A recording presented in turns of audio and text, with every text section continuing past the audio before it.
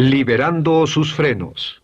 Hace muchos años, cuando comencé a estudiar las emociones negativas, el punto más crítico que descubrí fue que no se puede hacer ningún progreso hacia la salud, la felicidad, el amor y el cumplimiento del potencial mientras se insista en mantener intactas las emociones negativas.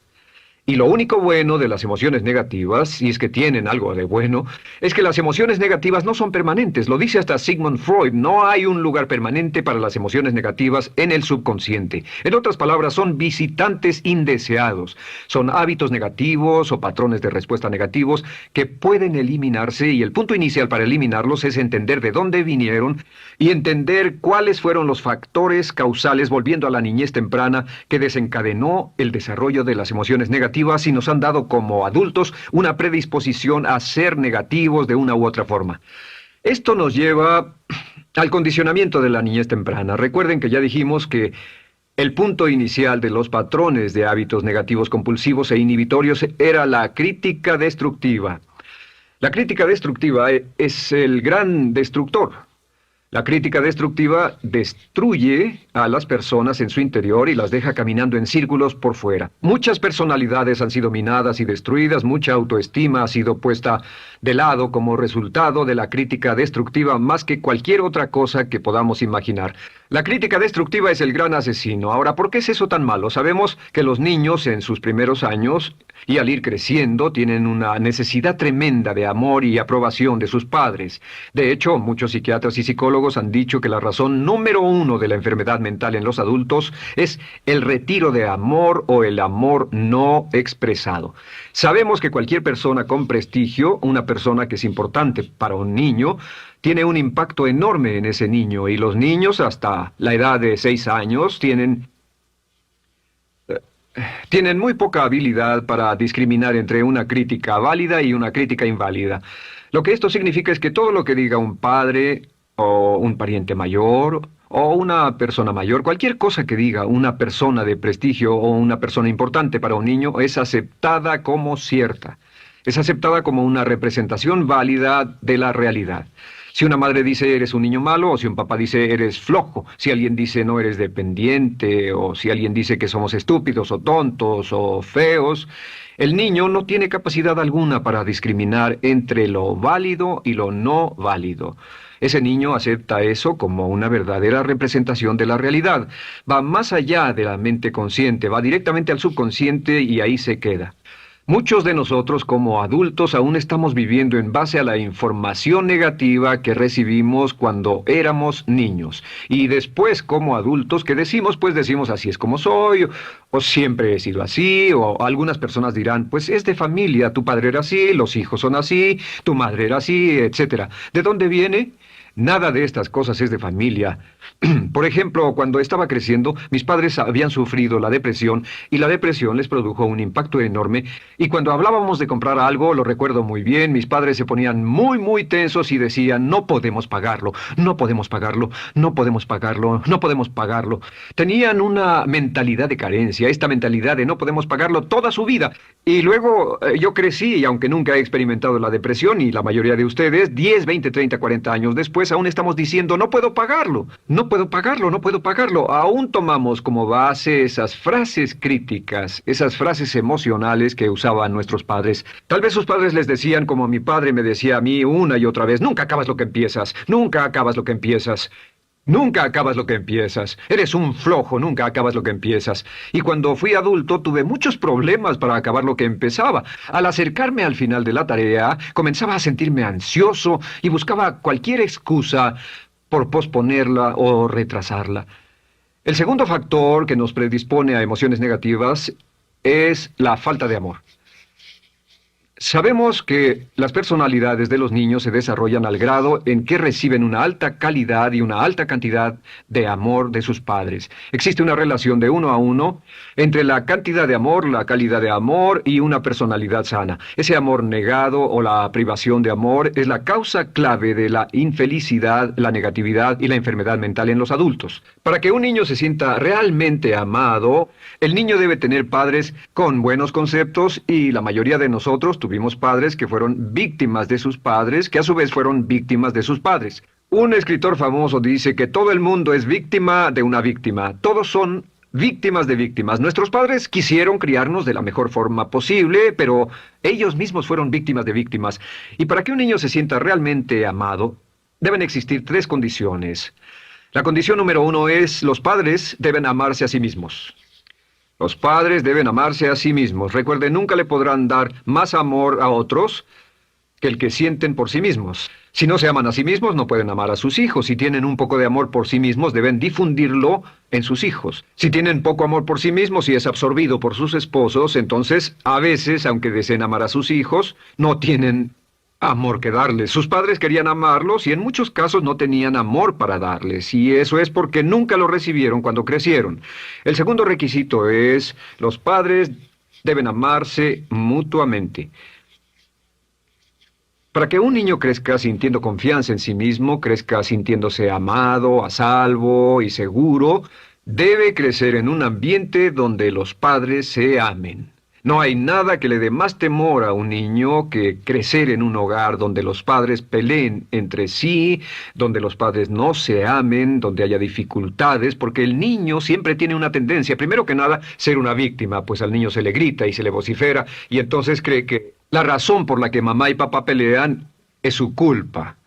Ahora, una investigación interesante: como hay muchas familias de un solo padre, la investigación interesante muestra que cuando uno de los padres se va como resultado de una separación o un divorcio, los niños que quedan invariablemente están convencidos de que la razón por la que el otro padre se fue se debió a algo que él hizo. Y es importante que si un matrimonio o una relación va a terminar y uno se va a ir, que el padre que se quede les diga a los niños una y otra vez que la razón por la que la relación no funcionó no tuvo nada que ver con ellos. Solo tuvo que ver conmigo y con papá, conmigo y con mamá. No tiene nada que ver con el niño. El niño necesita oírlo muchas, muchas veces antes de que se sienta confiado y seguro. Y por supuesto, siempre es mejor que un niño sea criado por un padre que lo ama que por dos padres que no se aman. Una tercera condición que debe cumplirse si no quiere que exista la falta de amor es que los padres deben amar al niño. Los padres deben amar al niño. Bueno, esto parece muy obvio y muy lógico. La verdad es que, y esto es lo más difícil para usted y para mí como adultos, que ni siquiera lo pensamos, que es posible que nuestros padres no nos quisieron. No porque no lo intentaran, querían amarnos y tenían la intención de hacerlo, desde luego, etcétera, etcétera, pero simplemente como tenían conflictos mutuos y problemas sin resolver con sus padres, y sufrieron la guerra y la depresión, tenían que hacer carrera y otras responsabilidades, nunca lo lograron totalmente. ¿Entienden? Esa fue la dificultad. Lo deseaban, pero nunca lo lograron. La única forma en que puede amarse a un niño es pasando una gran cantidad y calidad de tiempo con el niño. Tiempo en gran cantidad y calidad con el niño. 10 minutos al día no bastan. Los niños se consideran valiosos según el grado en que las personas más importantes en su vida pasen tiempo con ellos. Si las personas más importantes en su vida, sus padres, solo pasan poco tiempo con ellos, los niños concluyen que la razón para ello es que tienen muchos defectos, que hay algo esencialmente malo en ellos y que por eso sus padres no pasan más tiempo con ellos. Los niños no piensan con la razón, lo hacen en forma emocional. Solo piensan: mi padre está aquí, me ama, y si no pasa tiempo conmigo, él o ella no me aman. Y si cualquiera de esas tres condiciones existió o más cuando estaba creciendo, los padres no se amaban a sí mismos o no se amaban mutuamente, o tal vez no lo amaban porque nunca lo lograron, aunque querían, entonces usted debe haber crecido en conjunción con la crítica destructiva que se llama culpa. ¿Y qué es la culpa? Pues simplemente la culpa es un sentimiento de no valer mucho. ¿De dónde sacamos este sentimiento? Lo obtenemos cuando continuamente gente importante nos critica en nuestra vida y simultáneamente no nos dan el amor que necesitamos. Sentimos que no valemos mucho o que no valemos nada. Y un sentimiento de culpa nos lleva a un sentimiento de falta de mérito, falta de valor y culpa. Y esa culpa, ese sentimiento de falta de mérito, es el mayor problema del siglo XX, la principal fuente de enfermedad mental. Es la fuente principal de los problemas en las relaciones, la fuente principal de enfermedad psicosomática, la fuente principal de la mayoría de los problemas que afectan a nuestra sociedad. Es el profundo sentimiento de culpa y falta de mérito que se expresa o se esconde en los pensamientos o en la actitud: no valgo suficiente, no valgo suficiente. No valgo suficiente. Ya hablamos de la autoestima y de lo importante que es. La autoestima significa me quiero mucho, me quiero mucho, me quiero mucho, me quiero mucho. Las personas que han sido criadas con críticas destructivas durante su vida no solo no se agradan a sí mismas, no sienten que sean lo bastante buenas para nadie, y en muchos casos están llenos de odio por sí mismos. Se odian a sí mismos, se autocondenan o se detestan, y verán que esto sale en sus conversaciones y sale en sus relaciones con otras personas. Las personas que no se quieren a sí mismas, aunque quieran tener buenas relaciones, simplemente no son capaces de ello. Las personas que piensan que no son buenas para nada siempre lo hacen aflorar, siempre será un problema. Ahora, ¿cuál es la razón principal de la culpa? ¿De dónde viene la culpa? La culpa viene de tres fuentes negativas: padres negativos, influencias negativas o religión negativa. Una de las tres. Cualquiera de estas tres usa la culpa. De la culpa se valen y aprovechan, en especial los padres y las organizaciones religiosas, por dos razones. Una es el castigo. La culpa se usa para castigarnos.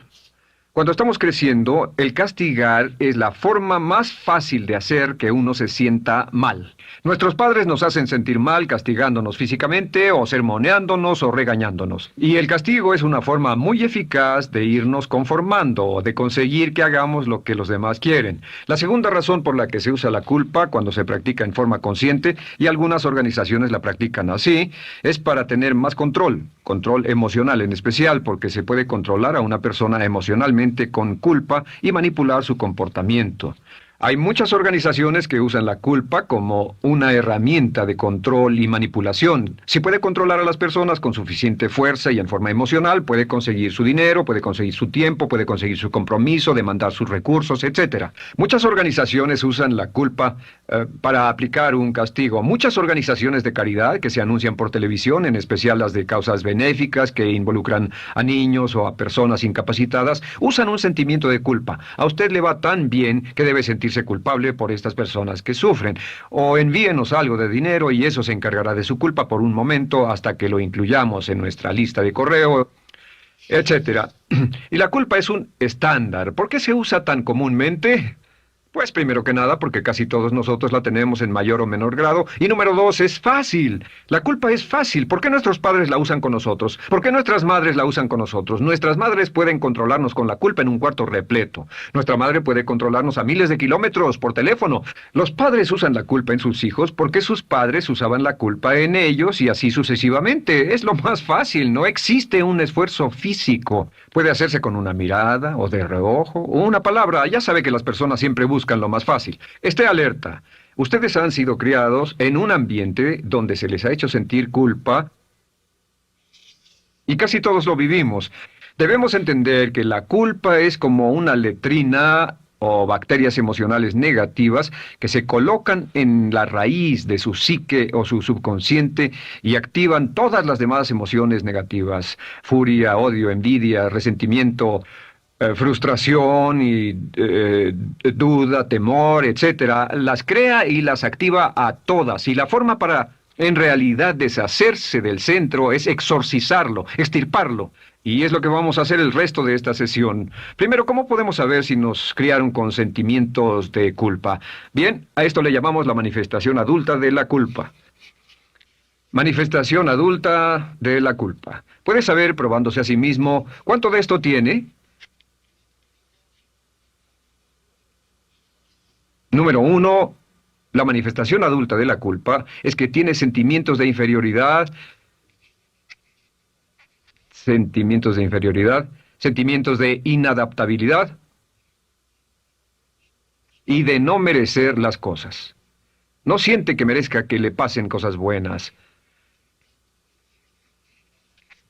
Si una persona ha sido criada con crítica destructiva y se le hace sentir culpa, entonces cuando logra éxito, aún con un tremendo esfuerzo, tiene una tendencia terrible de sentir que no se lo merece. A esto se le llama, por cierto, temor al éxito. El temor al éxito es solo otra forma de decir que la persona que ha estado condicionada a pensar de sí misma como poco valiosa o no lo bastante buena se siente muy incómoda cuando experimenta el éxito. Se siente muy tensa y a disgusto. Realmente si sienten demasiada tensión comienzan a aspirar cocaína, a beber demasiado alcohol, se enredarán en comportamientos autodestructivos, tendrán una sensación tremenda de ansiedad, como si alguien fuera a descubrir algo de ellos. Hay un libro en la librería que dice, si me está yendo tan bien, ¿por qué me siento como un impostor? Tienen el llamado síndrome del impostor. ¿Alguna vez ha tenido éxito en algo y la gente ha ido a usted a decirle, vaya, hiciste un excelente trabajo, o eso es maravilloso, aunque haya sido muy duro para usted, y sintió que los demás iban a descubrir, siente como que, es decir, que iban a descubrir que realmente no es bueno, que solo fue un fraude, solo un accidente, y por supuesto es lo que dice, fue coincidencia, fue un accidente, la verdad, no sé ni cómo lo hice. Hacen todo lo posible por huir de ese sentimiento de inferioridad y de no merecer las cosas. Estén muy alertas. La segunda manifestación adulta de la culpa es la autocrítica destructiva. Hay una línea de un gran poeta que dice, aquellos a quienes se les hace mal, hacen mal a su vez. Los niños a muy temprana edad, a veces a la edad de 2 o 3 años, comienzan a menospreciarse, se desgarran, hasta se golpean y se castigan físicamente si se les critica demasiado. Siempre dicen el equivalente de no valgo suficiente o no soy muy bueno, y se castigan a sí mismos. Y la crítica destructiva es un síntoma real de un sentimiento escondido de culpa e insuficiencia. El número 3 es que fácilmente manipuladas por la culpa, las personas pueden jalar sus cordones de culpa en forma muy simple. Realmente vemos que existen dos tipos de personas en el mundo, los lanzadores de culpa y los receptores de culpa. Invariablemente, estas personas se atraen mutuamente. Y por supuesto el lanzador de culpa es la persona que se identifica con el padre que lanzó la culpa y el receptor es la persona que se identifica con el que atrapó la culpa. Pero los lanzadores y los receptores de culpa se unen, se equilibran perfectamente, se establecen y forman una nueva generación de lanzadores y receptores de culpa. Podemos decir que usted es fácilmente manipulado por la culpa, porque ha estado muy bien condicionado. Su jefe puede tirar de su cordón de culpa, una persona en un autobús puede tirar de su cordón de culpa, una sobrecargo puede tirar de su cordón de culpa. Esté muy alerta a esto. La cuarta manifestación de culpa es que usted la usa. Usa la culpa y culpa a otro generosamente. ¿Por qué? Pues si ha funcionado en usted, la hará funcionar en ellos. Le parecerá que es un intercambio, un trato muy justo. Usa la culpa y la culpabilidad y se convierte en la base de sus relaciones con los demás. Cuando algo sale mal, les echa la culpa a ellos. Algo sale mal, culpa a alguien más. En cuanto hay un problema, busca a quién culpar. Un experimento muy interesante con la cámara escondida hace algunos años, fue que hicieron una plancha de hielo y la pusieron en la acera sin que nadie los viera. No hacía mucho frío, pero lo hicieron y observaron cómo reaccionaban las personas cuando pasaban por ahí, cuando caminaban por ahí, llegaban a esa plancha de hielo, se desequilibraban y se resbalaban, y lo primero que hacían era observar a la persona más cercana a ellos, enojados, verdaderamente furiosos, en otras palabras, buscaban a quién culpar. Y si no había nadie cerca de donde habían caído, se levantaban otra vez, miraban a su alrededor, no había nadie y entonces pateaban el piso, pateaban con fuerza y se iban. Nuestra tendencia natural cuando algo sale mal es buscar a alguien o algo a quien culpar, en especial si nos criaron con una culpa continua. Y la quinta manifestación es lo que llamamos lenguaje víctima. Ahora recuerden que hablamos sobre la ley de concentración. Dice, lo que siembras cosecharás. También dice, si usas lenguaje de víctima, mantienes viva la culpa, la refuerzas, la edificas, la cultivas, la utilizas. El lenguaje víctima es lenguaje como no puedo, no puedo, no puedo. Cuando dice no puedo, no puedo, no puedo, envía un mensaje a su mente subconsciente y la mente subconsciente comprende que está inhabilitado, que no tiene control, que es una víctima. Y cuando desea poder hacer algo, su mente subconsciente retroalimenta su mensaje y dice no puedes, no puedes. Y lo segundo que dice es tengo que, y otra vez no tengo control, no estoy a cargo. Pero existe otra expresión del lenguaje víctima que debemos evitar, y es esta, trataré. Trataré, sea lo que sea, trataré. ¿Qué significan las palabras trataré? Pues déjenme decirles qué significan. Significan voy a fracasar y lo digo anticipadamente para que no me vengan con represalias. En otras palabras, dice trataré de llegar a tiempo, pero lo que está diciendo es tal vez llegue tarde y no pueden reclamarme porque dije que trataría. Cuando una persona dice trataré, está disculpando su fracaso por anticipado. Si fuera al doctor y el doctor lo examinara, lo auscultara y le dijera, pues está en pésimas condiciones, tendremos que intervenir, debemos llevarlo al hospital ahora mismo, me sorprende que haya llegado aquí, usted dirá, bueno doctor, espero que haga un buen trabajo. Y él dice, trataré. Si él dice eso, usted seguramente buscará otro médico. O si va a un abogado. Lo culpan de algo y va a un abogado y le presenta su caso y dice, oiga, va a defenderme y él dice, trataré. ¿Qué está diciendo? Está diciendo, escuche, he estudiado el caso y por lo que veo no hay mucha esperanza, pero lo tomaré de todos modos. Trataré son los que tratan de conseguir que les pague por anticipado. Otro juego de palabras que no debe usar. Por cierto, con respecto a trataré, lo que debe decir es lo haré o no lo haré. No trataré.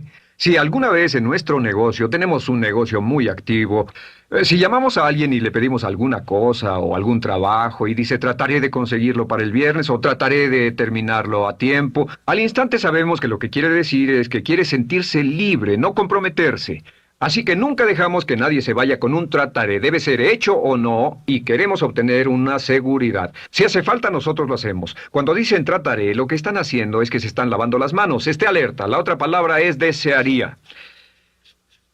Dicen que un deseo es una esperanza o una meta sin energía detrás. Desearía. ¿Qué significa un deseo? Desearía significa que me gustaría tener algo, pero sé que nunca lo podré tener. Cuando dice desearía bajar de peso, ¿qué significa? Las palabras no dichas son, pero sé que no puedo. Porque no por las excusas que tiene y el metabolismo que tiene y los problemas, etcétera. Siempre hay razones por qué debe salir, etcétera. Desearía dejar de fumar, desearía estar en forma. Desearía, desearía, desearía. Cuando usa la palabra desearía, le muestra al subconsciente que esto es algo que no cree que le sea posible lograr o adquirir. Entonces el subconsciente descarta completamente esto como meta y no le da energía, ni motivación, ni impulso, ni deseo de lograrlo. Así que esté muy alerta al lenguaje víctima. Esté alerta a la expresión sí, pero. O lo haría, sí, pero. Alguien le dice, haga esto, y usted dice, sí, pero. La palabra pero, por cierto, es el gran borrador. Si una persona le dice, podría incrementar sus ingresos o incrementar su rendimiento, ser una persona mejor o más feliz o bajar de peso o lo que sea, no importa. Y usted dice, sí, pero. Lo que está diciendo es que está borrando toda la aseveración que ha dicho antes. Manda un mensaje a su subconsciente que dice, no hay posibilidad. Y no hace esfuerzo, no otorga energía, no ejerce capacidad alguna hacia el logro de esa meta. Y las personas que han sido criadas con culpa tienen 5 cualidades o 5 manifestaciones de adultos. Una es que se sienten inferiores, se sienten inadecuadas, sienten que no merecen que les pasen cosas buenas. Estén muy alertas a eso.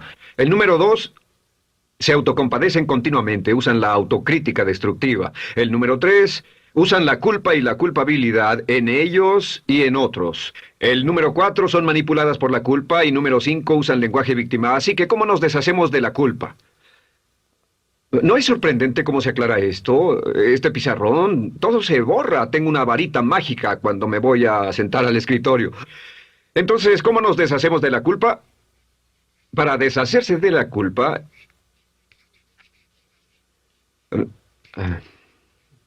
Este es el proceso. Tiene algunos pasos importantes. Número 1, el primero de la lista, elimine la autocrítica. Elimine la crítica autodestructiva. En otras palabras, nunca diga nada destructivamente crítico de usted mismo. No lo diga.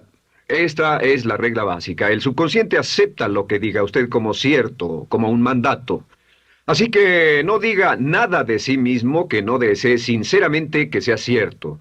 No diga estoy cansado, estoy gordo. No diga no puedo o debo. No diga nada a menos que quiera que sea cierto. Las palabras que van después de la palabra yo son las palabras que su subconsciente registra como mandatos, excepto cuando dice yo desearía o lo intentaré. Así que elimine la crítica destructiva. Siempre hable en términos positivos sobre usted. Me gusta mi persona, puedo hacerlo, lo haré, escogí hacerlo, pero nunca diga no, no puedo. Número dos es no dejarse manejar por la culpa. Rehúse ser manejado por la culpa. Porque cada vez que le permita a alguien que lo manipule por la culpa, ¿sabe qué pasa? Refuerza y hace más poderoso el efecto de la influencia de la culpa en su vida. Cuando yo crecí, debo decir que yo crecí en una familia que estaba muy influenciada por la religión negativa. Realmente mi madre, Dios la bendiga, tenía un cinturón negro en el pecado e hizo un trabajo verdaderamente soberbio en ello. Y yo tardé en sobreponerme. Cuando me casé con Bárbara, ella también venía del mismo tipo de familia y recapacitamos. Hay una hermosa respuesta cuando uno de los dos caía de nuevo en los viejos patrones. Decía, no tratas de hacerme sentir culpable, ¿o sí? No tratas de hacerme sentir culpable, ¿o sí? Solo diga, no tratas de hacerme sentir culpable, ¿o sí? Y no deje que las personas lo manipulen usando la culpa. El número tres, no use la culpa o la culpabilidad y anuncie que no va a usarla. Ah, no la use en otras personas y permita que sus hijos o su cónyuge digan lo mismo. No tratas de hacerme sentir culpable, ¿o sí? Repítalo una y otra vez. Y si la otra persona le dice eso es lo que trato, contéstele no va a funcionar. Y no funcionará. Es que la culpa solo funciona mientras usted no sepa que está siendo usada en usted. El número cuatro es lo que llamamos la ley del perdón. Es la más importante de todas. Realmente es el centro, es el meollo de toda esta sesión. La ley del perdón simplemente dice que usted está sano mentalmente hasta el grado en que pueda perdonar libremente y olvidar las ofensas. Que su habilidad para perdonar a los demás es la clave que determina su felicidad y su éxito en la vida. Su habilidad para perdonar a los demás es la única forma de eliminar la culpa. Su disponibilidad para perdonar a los demás y olvidar ofensas es el determinante más importante de si usted está o no totalmente integrado y es un adulto que funciona como ser humano. Porque la tendencia de culpar y de guardar rencores es una tendencia patológica infantil que la poseen todas las personas que están enfermas mentalmente. La habilidad para olvidar, para perdonar libremente, es la marca del ser humano realmente iluminado. Ahora, acepte eso como real. Hay 4 personas a las que debe perdonar. Número 1, perdone a sus padres. Perdone a sus padres por todo lo que le hayan hecho para herirlo. La mayoría de nuestras investigaciones muestran que casi todos nuestros problemas como adultos se remontan a no estar dispuestos o no poder perdonar a nuestros padres por algo que hicieron que nos hirió. Perdónelos un 100%, escríbales, llámeles por teléfono, dígales, o cuando menos perdónelos en su corazón, pero perdone a sus padres. Número 2, perdone a los otros.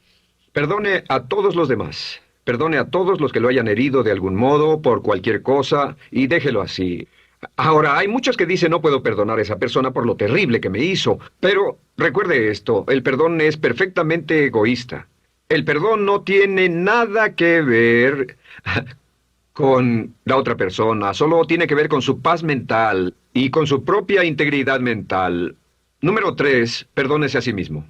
Perdónese por todas las cosas débiles, tontas, insensatas y estúpidas que haya hecho, porque todas las personas han hecho cosas tontas, insensatas, estúpidas y ridículas, pero perdónese en un 100%.